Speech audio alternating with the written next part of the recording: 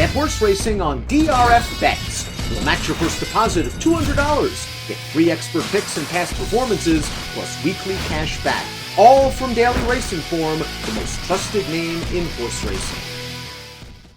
Dan Illman, Mike Buer, taking a look at race number 9 at Aqueduct on Saturday, one of the New York Stallion Series races for 2-year-olds. It's the Great White Wave for the Colts. We're going 7/8 of a mile for $500,000. Let's take a peek at this field. It's a pretty big field. Why not for $500,000? Jackson Heights is 7-2 on the morning line, a proven commodity on dirt. The morning line favorite, however, is on the far outside. The number 11 Vacation Dance, a stakes winner, making the dirt debut.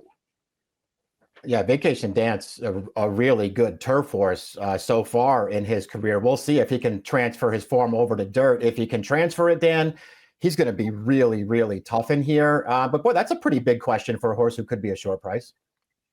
And we'll see if he can transfer his speed that he's shown on turf to this dirt race, potentially over a wet track. Vacation Dance expected to be up close, if not outright on the lead, according to Timeform US.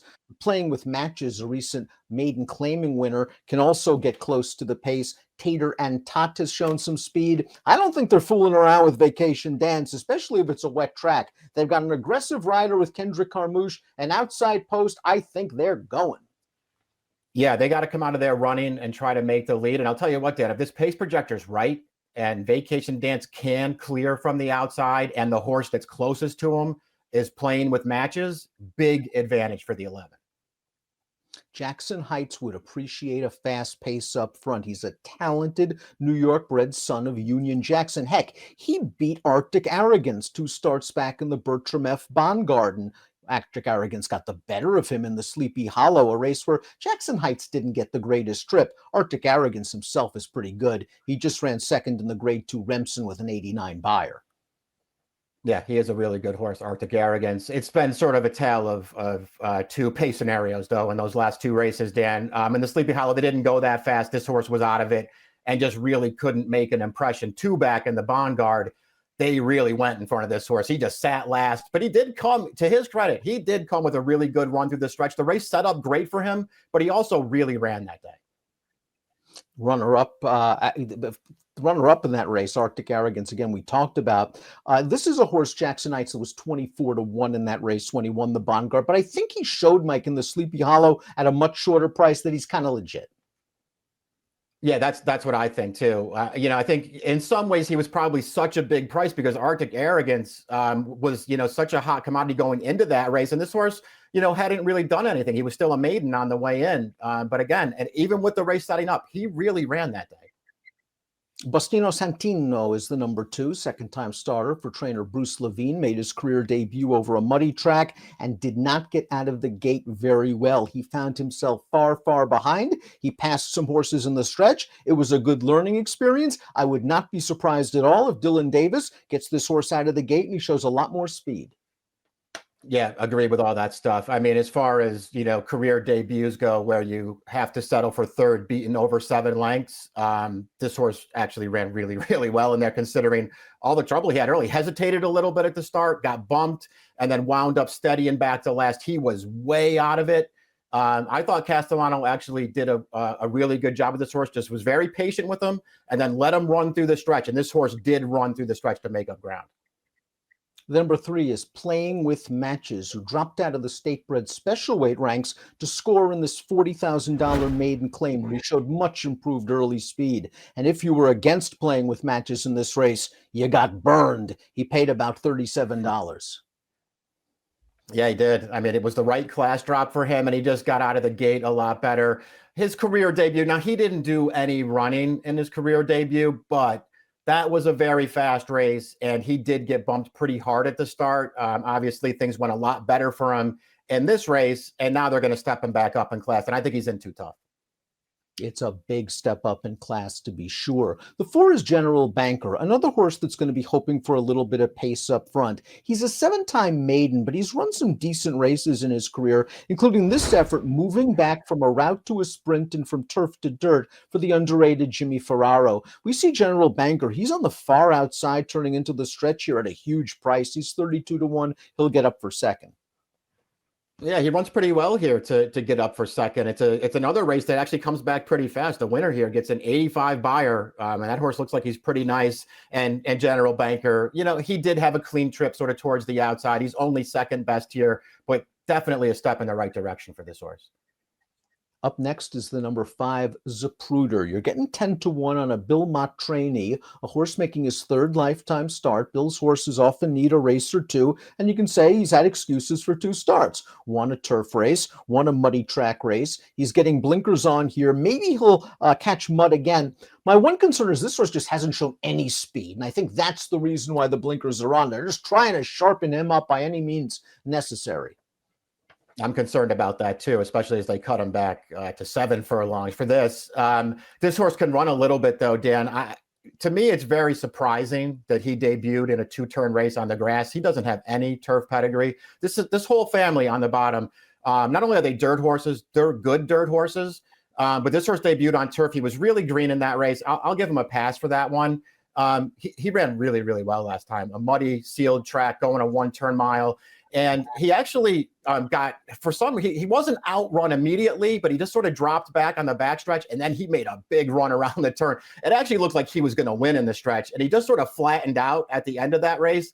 But man, he put in a really nice run that day. He's bred to be a good horse. I think this is his surface. I think he can improve.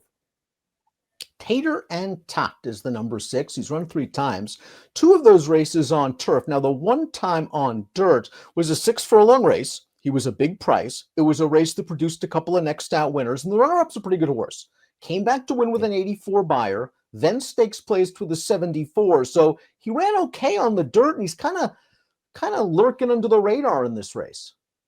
Yeah, I feel the same way about him. I ultimately couldn't really talk myself into him, but I wouldn't argue too hard with anybody who told me they thought he was really interested in here. The only dirt start, as you mentioned, it was a pretty live race, and it's not like he totally embarrassed himself there. First-time starter in here, the number 7, Incantation. It's not a frank conversation, but a half-brother to a multiple stakes winning New York bred, the pretty good Galaxina. This horse shows some solid 5/8 drills, looks fit enough coming into this race. Just not sure I want a first-time starter in this stake. I don't think I do either. Jimmy Bond doesn't. It's not like he's a guy who has tons of success with first-time starters either. But obviously they like this horse a little bit. They're going to debut him for this big purse. I don't think, Dan, correct me if I'm wrong, I don't think Frank Conversation has a winner yet from his first crop. So he's not exactly lighting the world on fire here as a sire. There's a little pedigree on the dam side. More of a turf sort of mile influence, I think, Frank Conversation is going to be. Maybe that's how Incantation will wind up. Lifetime of Chance is still a maiden, but he's run well both times in his career. We're going to talk about this race, a race where he ran second, his second lifetime start, coincidentally over a muddy track. He's a half-brother to a graded stakes winning 2-year-old named Lucky Player, and he finishes ahead of a horse that would come back to win by 8 with a 74 buyer. So there might be something here for Linda Rice. I think there is something here. I actually think this horse has run well in both of his starts so far, even though he couldn't get the job done either time, particularly this one, Dan. I thought this was a good performance because he got away from the gate like he was going to show speed. And then Lizcano just decided not to go aggressively at all and sort of sat off on the outside. I liked the way he was finishing up in there, though. Up next is the 9, Ramblin' Wreck, going out for trainer Danny Gargan and making the turf to dirt move. Now, the only win of this one's career came on the grass. He's only started once on the dirt. That was a race at Saratoga where it just looked like he was run right off of his feet. It was a solid enough group at Saratoga at the time. The winner of that race is now multiple stakes placed. Yeah, it was a pretty decent race there. And I agree with you. I think he just sort of got outpaced a little bit in there. He made a mild run, and then he just came up completely empty in the stretch.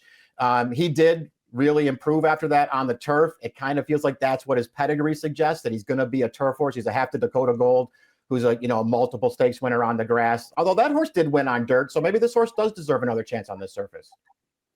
Speaking of a turf pedigree, the first-time starter, the number 10, Laurel Valley, it just seems there's all turf on the bottom. This is a son of Lauban. I believe the dam won 4 turf races. The second dam was just a turf horse. This horse sold for $67,000 as a short yearling. Todd Pletcher taking a shot. He can win with a firster, or so I've heard. Yeah, I'm pretty sure he can get the right one ready to fire first time out. Maybe this horse will do it, Dan. The money is there for them to take this kind of a shot. Like you, I didn't love this horse's pedigree, but it is Pletcher. Vacation Dance completes the field, your 3-1 morning line favorite, despite the fact that he's yet to step on turf. He's by the lieutenant, who's an older half-brother to Justify. So maybe that'll help Vacation Dance get the surface. There's not a ton of black type in this family, but it's a hardy dirt pedigree. I think Vacation Dance, with a good break, can handle the dirt. No, I agree with all that, Dan. I'm not, totally against this horse being able to at least handle it. If he can just handle it, maybe that will be enough.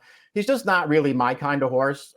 He is 3-1 on the morning line. I actually don't even feel like that's a bad price. If he gets back down from that, I'd be a little bit more concerned and maybe just take a shot against him in here. But obviously, if he transfers his form, he's going to be tough as nails in here. I like everything about this horse. I like all three of his starts. Top pick time for the $500,000 Great White Way at Aqueduct. Mike's going with Zapruder, and he mentioned the trip this horse had, that he really made this big, bold move before flattening out. The mock-trained horses often improve, and he might get the setup here. He's going to be a price. Yeah, he's going to be a price, and I do think he has some talent, Dan. So I just want to give him a chance in here because I do think this is the surface that he's ultimately going to wind up on. I think he's better than he looks on paper. I also feel like Linda Rice's horse, even though he's a 2-start maiden so far, I think he's run well in both of those races, and I want to use him. I respect the 8 lifetime of chance. I just think Vacation Dance is the best one. And well, I think we'll know after about 5 strides if he's going to handle the dirt or not, because he should be forwardly placed. I'm a little bit interested in Jimmy Ferraro's horse, the 4 General Bankers. Looked like he's slowly starting to figure this out. Another one that might get the right setup. 5-8-2-10 for Mike, 11-4-8-1 for me. It's the Great White Way division of the New York Stallion Series at the Big A on Saturday. Good luck.